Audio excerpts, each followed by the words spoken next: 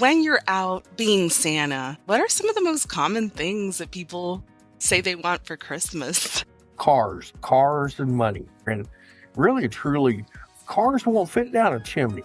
And I don't deal with cash. Happy holidays from all of us at ERS. We've got Santa in the house. Gordon Jones is a TxDOT employee by day and a Santa Claus by night. He's here to tell us all about what it takes to be Santa and how he's riding his sleigh all the way to a merry retirement. He also gives us the pleasure of interviewing his own version of Santa in this month's Money Talks. Welcome, everyone, to a special holiday edition of the ERS Money Talks podcast. I'm Suzanne. I'm Crystal. And I'm Dani. And we're your hosts and also editors and writers for the ERS Benefits Communications team. And we're here to give state of Texas employees tips and information about how to best use your benefits. Today, we have a very special guest all the way from the North Pole. Gordon Jones is a general engineering tech at the Texas Department of Transportation. But by night, he's busy adding to the nice and naughty list, and he's also planning his journey to retirement. So welcome, Gordon. Thanks for joining us. Yeah, I'm so happy to be here. Okay, Gordon, you have to tell us how you got started as a Santa. Sounds like you've got a long history here and some good skills. So I think everybody wants to know, how do you get into this line of work? You fall into it. Really, for me, what it started as, I was associate pastor of a small church, and we were having Christmas pajama party where everybody comes to. So I bought me some pajama pants, and Walmart had the Christmas t-shirts. And my beard was, it was pretty short, but it had already turned full gray, pretty much. And so I bought a Santa t-shirt, looked like a Santa suit. And there's a picture of my wife and I just had a Santa hat on. And it was just like, I like this. Maybe I'll check into it. And I had a old friend that's been doing Santa for 30 years. And I called him and asked him. He just basically said, get the best suit you can get. So I went on Amazon, bought a suit, and just started spreading the word. Mm-hmm. Hey, I'm going to do Santa. My kid's kindergarten teacher, I had the same kindergarten teacher for all three kids, lives around the corner. And so I just told her, hey, I'll come visit your grandkids. And that was pretty much my first season. Oh, wow. How long ago was that, though? 5 years ago. Oh, okay. My first appearance with that school teacher was terrible. How can it be terrible? What does that even mean? Well, I walked in and I had not developed my ho, ho, ho. You develop that. And I sounded like the Santa Christmas Story with Ralphie. Like a menacing ho ho. Yeah, it was like ho, ho, yeah. ho. My daughter about had a fit. And so my ho ho ho was more of a laugh. Mm-hmm. Because it is a laugh. It's it is Santa laughing. Yeah. And so I developed it. But your ho ho ho that's a personalized thing too. It's your calling card, it sounds like. It is. And like I say, mine is unique because mine's more of a laugh. Oh, that's I love so that. good. That's amazing. And so just word of mouth started going. Mm-hmm. I say it's not meaning to brag, but I'm a very good Santa. I get that all the time as far as, you're the best Santa. And it's because I have a real passion for it. This year I got hired on at Peppermint Parkway, which is like Christmas festival at the racetrack. I've been to it. Yeah, it's beautiful. And so every year they have a Santa, right? Yeah. Do you try to keep up the Santa lore? Like, are you Santa or are you a representative of Santa whenever you're out there? That's kind of a tricky situation. I present myself as Santa, But if a kid asks, hey, are you the real Santa? The typical answer, and this is for all Santas, or most Santas, it would be, do I look real? Don't I look real? Is my beard real? I have a Santa ring. And I'll say, what does my ring say? And they'll look at it. Mom, dad will look at it and says, it says Santa on it. You're spinning it around to where you're asking the question. So you don't give a definitive answer. Yeah. And they make up their own mind, right? Yeah. Okay. Yeah. I mean, there are some questions that I have definitive answers, like how many elves are up at the North Pole? What's Oh. my favorite reindeer? Love that. Everything has a backstory to it. That is one of the first things you need to do is to develop your backstory to answer those questions. So if a child asks me how many elves I've got at the North Pole, I tell them 8,275. Awesome. I love that. And then So believable. Next year, when I go back, that same child is going to say, how many reindeer you got this year? And if I was to say 20,000 or something, or 500, they would know, they would catch the difference. So tell us a little bit about your career trajectory working for, as a state employee, working for the state of Texas. Well, state employment goes back actually to 84. I got hired on at DPS in the fleet operations as an auto mechanic. Stayed there 13 and a half years. And my nephew was working for an asphalt company here in Austin. And I went to work with them as a truck driver. Got my CDL, worked for them 21 years, worked my way up to an estimator project manager over the striking division. I got let go after 21 years. And there was a sign tech opening here at TxDOT. And I was like, I can't do it. I'm too old to be digging holes. But anyway, so I came to the interview for the sign tech. And because of my background estimating and project managing, my boss put me watching over the contract that we have for damaged guardrails and new guardrails. And then an office manager came open and I did that. Didn't work out too good. And so my boss offered me to come back out to the field as an inspector. I jumped on it. I've been doing this for about 2 years now. What I do is I'm a utility permit inspector. I go where all these guys are working on the shoulder and in the right of way. I go back and look to make sure that they put everything back the way it is, make sure the grass is there, there's no big holes. And then I'm the one that closes the permit. But also involved with all that, I look at the traffic control setup, not only for utilities, but anybody. If you put a traffic control, a lane closure on TxDOT Road, which is all the roads with RM, FM, I-35, anything that's got a letter in front of it is TxDOT Road. If you put a close the lane, you have to have a permit. Now, you said you've been with TxDOT for about 6 years now? 6 years. Okay. Yes, 6 years this December 1st. I know you said you're planning on retiring in September of 2029. Why that date is? That's when I'm eligible.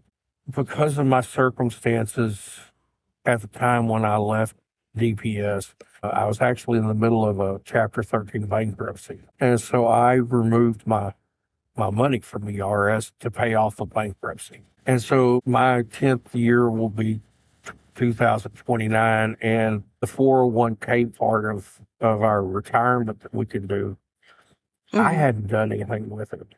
And so I called down there and talked to another really, I've got some good operators, but I was talking to her and she said, well, do you have any money in the 401k? I said, I have no idea.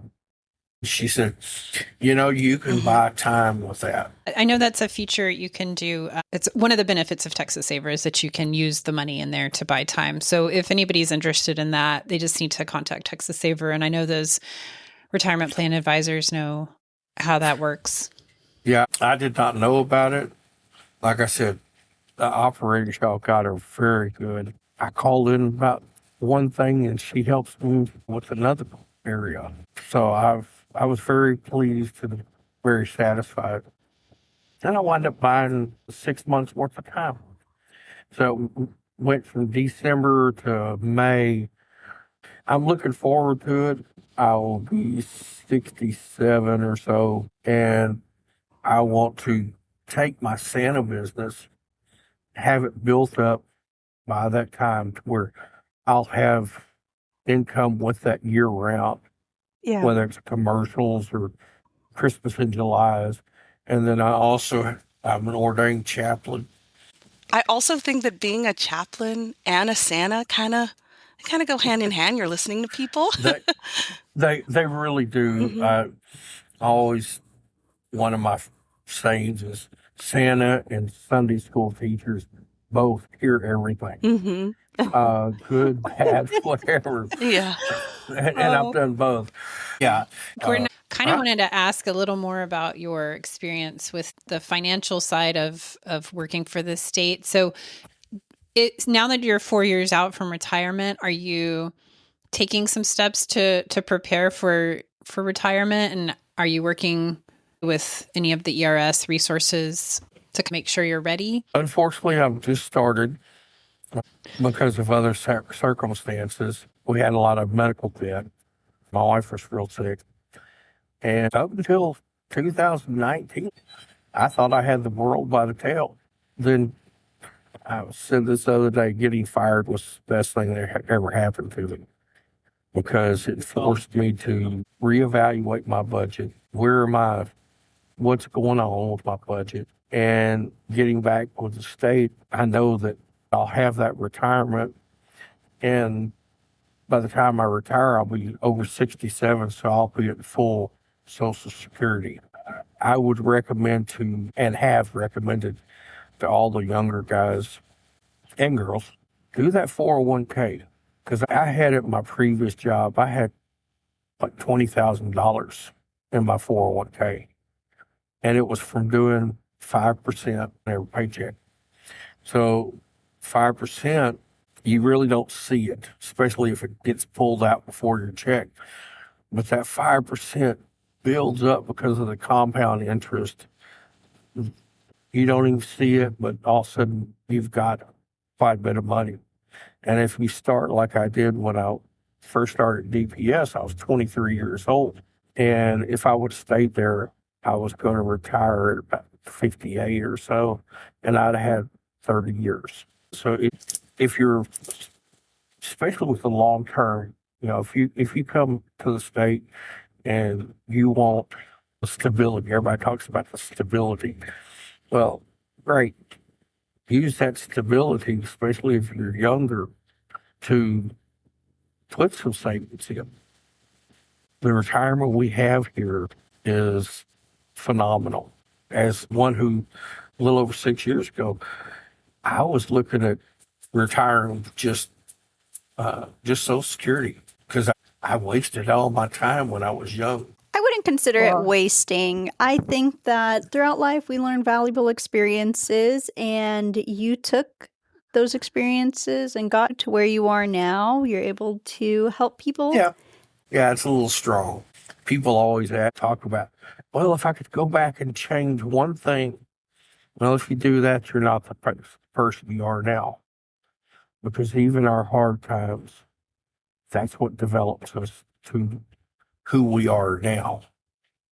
Well, and I can't speak for what was being discussed in your earlier career with the state, but I think we definitely here at ERS are really trying to communicate a lot more to make sure that people have better retirement. So I'm glad to hear that you think things have improved, because we're definitely trying to get the word out. We love our Texas Saver 401k 457 program, and definitely that auto opt-in is really valuable, as you just illustrated.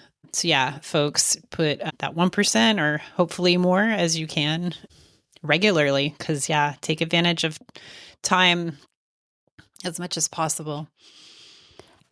Having the money pulled out ahead of time where you don't see it is the key. Agree. So, Gordon, I actually have a question. I recognize that being Santa right now is a part-time gig. There are a number of state employees that we've heard from that are interested in part-time work because, of course, not everybody has that financial situation that can support them full-time. Well, their current financial situation can't support them, right? How easy did you find it to approach your leadership to get approval for a part-time job? It was actually pretty easy. And that goes back not just here, but when I was at DPS, because most of the leadership understands that, hey, we are state employees and we don't get the big bucks. But it was pretty easy. You do have to sign or fill out a form for conflict of interest. In other words, I, as a state employee, I really couldn't go work for back at my old job being an estimator for asphalt company. There's just too much conflict of interest there. Right. But before, when I went to work at Home Depot at night, or when I was delivering pizza at night, that wasn't a problem. Like I say, all in all, I don't think I've ever heard really of any supervisor giving a hard time to somebody that's going out and trying to look for a job. Because if they encourage them to do that, and it makes their financial situation more stable, they're more likely to stay. We all know turnover rate is high, and turnover is so expensive. It costs the state so much money to have an employee leave and have to replace that employee, because you have all the administration cost you have to put through, from the posting the job, the interview, drug screen, investigation background. That takes a lot of money. So anything we can do to stabilize, have more long-term employees, it's better for both the employee and the state of Texas. I tend to fully agree. I think that you have to do what you need to do. Of course, you've demonstrated that working for the state helps you in the long term in terms of your retirement. And I am assuming that you utilize the health insurance, right? And you plan to continue to utilize it in your retirement. That's part of the reason why you're making sure you have that tenure to. Yes, ma'am. When my wife was so sick, she had difficulty. It was right there. She had difficulty breathing, and it was right in the middle of COVID. So that was an adventure. But she was still on my state plan. So we wouldn't have made it without the insurance. It really is a good plan. And I've just started investigating the Medicare side of it. But like I said earlier, my brother, sister, and brother-in-law are retired state employees. I'm the baby of the family, so they're all older than me. But they talk about how good the insurance is with the Medicare. I think the Advantage plan. Yep. But they talk about, hey, do what you got to do so that when you retire, you still have that medical benefit. And what they're talking about is vesting, continuing your employment, continuing to contribute, continuing to be part of the group benefits plan. And of course, Yes, you're ma'am. really starting to research, but I don't mean to plug. We have resources. ERS has plenty of resources to help you prepare for Medicare. So we have documentation. We also have live webinars and recorded webinars, not just for you, but everybody, if you want to plug them to your friends, because obviously you're having conversations about your 401k with your coworkers, right? And that we absolutely have to applaud you and appreciate and just give you the light you deserve for trying to educate your coworkers. So thank you so much, Gordon. But yes, don't forget to check out those resources. That gets also back to what I said earlier about the customer service people y'all have got. I've yet to have a bad phone call. So, Gordon, we were wondering if we could ask Santa some questions today. It's not every day we get the chance to chat with old Saint Nick. Hi, Santa. This is Dani. I actually have a Hi, couple of Dani. questions. So we know that you're checking your list and you're being as thorough as possible. You're thorough enough to check it twice, right? Well, Yes, when ma'am. is the last time you check that list before you head out? There's some cases I'll check the morning of the 24th, but man, it's hard to say. It's hard to put a kid on the naughty list. Honesty goes a long way with Santa. The key is when you mess up, and I was a little boy once too, so I understand that stuff happens. Santa was a boy himself a long, long time ago. And when you go to your mom and dad and you apologize and you really try to do better, that goes a long way. It goes a long way with mom and dad, and it goes a long way with Santa. So on those days you mess up, stop what you're doing, talk to mom and dad, apologize, tell them that you're gonna do better. So it's like I say, it's hard to stay on the permanent naughty list because most kids do more good than they do bad. And so I Well, kind of that's grade on good. a curve, if you will. Good to know. Also, another one that we were curious about, Santa, is when you're out being Santa, what are some of the most common things that people say they want for Christmas? Cars and money. Nice. And The kids want so, cars? oh yeah, yeah. Okay. Especially when I'm visiting the racetrack, they want a race car. But yeah, Santa explains to them that I'm a toy maker because I'm a toy maker, and really, truly, cars won't fit down a chimney, and I don't, I don't deal with cash. So yeah, I don't want to carry a bunch of cash, and I can't carry a car, and it goes hand in hand also with the puppies. I had a little That was girl me. ask me, had a little girl ask me for a horse the other day, and I had to explain to her that they're real hard to do, just like puppies and kittens, because if you put them in the bag, they start tearing up all the other presents. They'll start chewing on it, licking on it. Santa tries to stay away from giving live animals because it's just too hard on me when I'm in the sled. I've had parents get a little bit mad at me if I just Ooh. bring a puppy Santa's in on and the naughty list. say yeah, exactly, I'll be on the naughty list because I'll give them this puppy and they're like, we don't want a puppy. It's a fine line, and mostly I get a lot of car requests, and I also answer that by asking them, do you have your license? Do you have a driver's license? Mm-hmm. Do you have insurance? Mm-hmm. You got to have that if you get a car. So they're like, I don't have my license. I said, well, when you get your license, you come talk to Santa. You're really helping And out TxDOT, promoting Be Safe, Drive Smart, Santa. Thank you for that. Good yes. point, Dani. Santa, how do you make it to all the houses in just one night? Oh, that's a good one. I actually have magic dust that the elves make me to make it around the world in one night.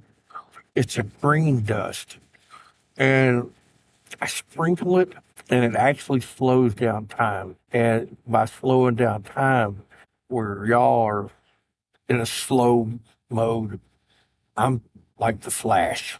I'm boogieing. I'm going. It's just a magic fairy elf dust, not fairy. My elves, they get mad at me. I actually have four different colors, and they each do different things. I also got the red dust. The red dust is what I use to get back to the sleigh. If you're familiar with "'Twas the Night Before Christmas," that's actually the actual title of it is "Visit from St. Nicholas." And this year, that store is 228 years old. But at the end, it says he laid his finger aside his nose, and up the chimney he rose.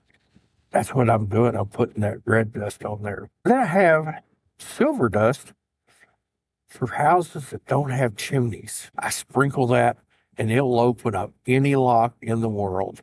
Any door, any lock, I got it.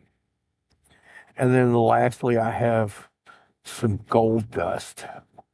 And that's really my favorite because I love working with that one. When I go to your house, I empty out my bag with all the toys, fill the stockings. Well, my bag's empty. So I get some of that little gold dust, sprinkle it in the bag, and magically the elves refill my bag for the next house. So I don't have to have a huge bag. That's how I get presents to everybody is because of that dust. It refills the bag for me.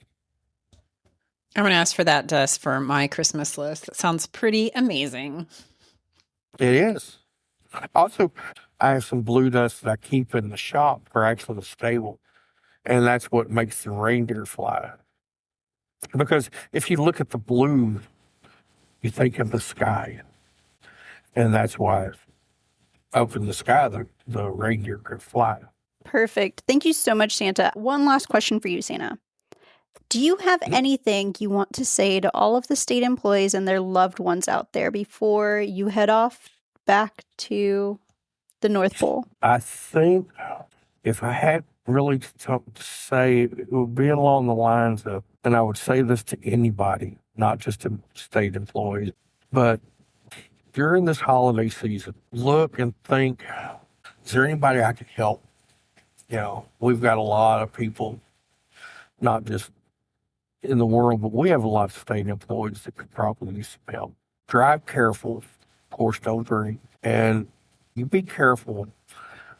But for me personally, it is focusing on the fact that the whole Christmas celebration is a celebration of the birth of Jesus Christ. Now, if you're not a Christian, that's okay, because there's enough secular things about Christmas that you could celebrate too. Charitable giving goes way up in December. Throw an extra bucket in the kettle. Food banks get their majority of their food during this season. And as you're listening to the music, you put a smile on your face, and as you're walking down the street, smiling at people will get them to smile. And it'll just give you that warm, fuzzy feeling, just to be nice. And people hopefully are a little nicer during this season.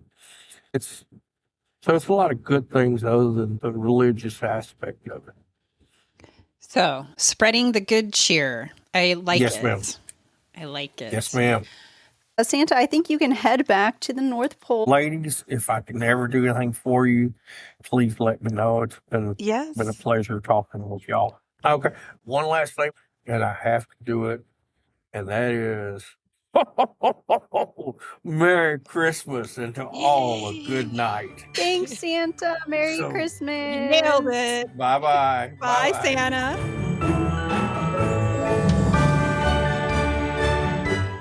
This information is for informational purposes only and is not intended to provide investment, legal, or tax recommendations or advice.